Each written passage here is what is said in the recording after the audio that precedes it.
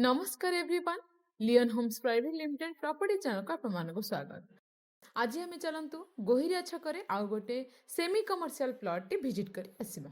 नमस्कार। Bhubaneswar Khordha national highway रे गोहिरिया छक एंड से गोहिरिया छकर अंडरपास रे आमे क्रॉस करिकी लेफ्ट हैंड साइड रे जाउचंती टुवर्ड्स खोर्धा।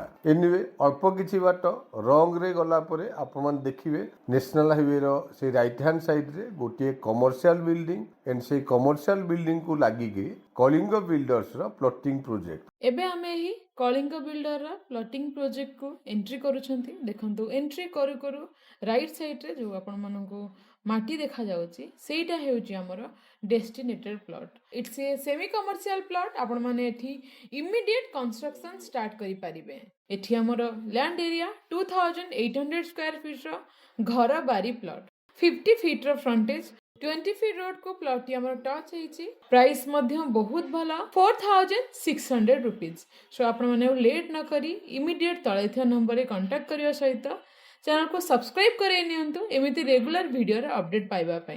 जदि वीडियोटी भलो लागिछि लाइक शेयर कमेंट करबा को जमारू भूलिबेनी। Thank you.